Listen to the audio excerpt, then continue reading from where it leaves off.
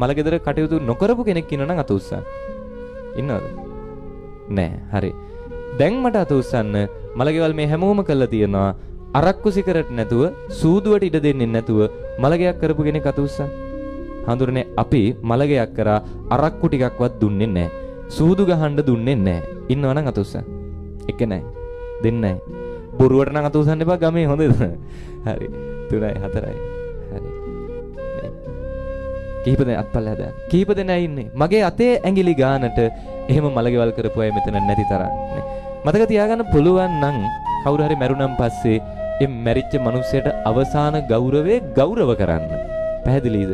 අපිත් එක්ක කාලය ගත කරපු අම්මා, අපිත් එක්ක කාලය ගත කරපු තාත්තා, අපේ ඥාතිවරයා මිය ගියන් පස්සේ ලැජ්ජ නැද්ද පාටි දාන්න?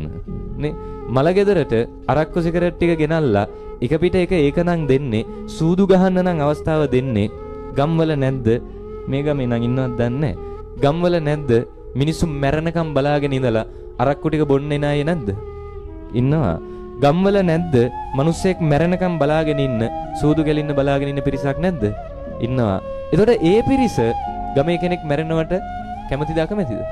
හරිම කැමතියි නේ. එතකොට මතක තියාගන්න ඔබ ඔබේ මලගෙදරට බහුතරයක් එන්න අවස්ථාව සලසා දුන්නේ ඒ මැරිච්ච කෙනා මැරෙනවට කැමති පිරිසට.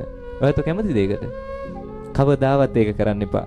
ඒ මැරිච්ච මිනිසයා කෙරෙහි ඔබට ගෞරවයක් තියනවා නම් අදින් පස්සේ ආරාධනා කරනවා මලගයක් කරන්න අරක්කු සිගරට් නැතුව, සූදු ගහන්න දෙන්නේ නැතුව. ඒ සංස්කෘතිය අපේ රටෙන් අපි අයින් කළා දාමු. බැරිද?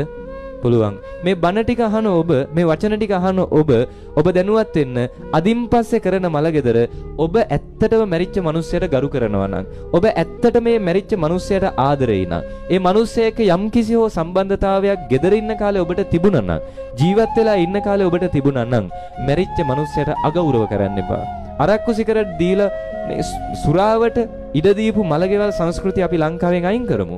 සූදුවට ඉඩ දීපු ඒ මලගෙවල් සංස්කෘතිය අපි ලංකාවෙන් අයින් කරමු.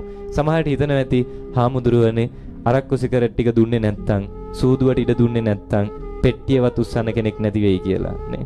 සමහරට හිතනවා ඇති හාමුදුරුවනේ ඒවට ඉඩ දුන්නේ නැත්තම් මලගෙදර වැඩ කරගන්න කෙනෙක් නැති වෙයි කියලා. මං කියන්නේ එහෙම මිනිස්සු ඇත්තටම ඕනේද අපිට? නෑ. ඒ වෙලාවට මිනිස්සු අඳුර ගන්න නේ.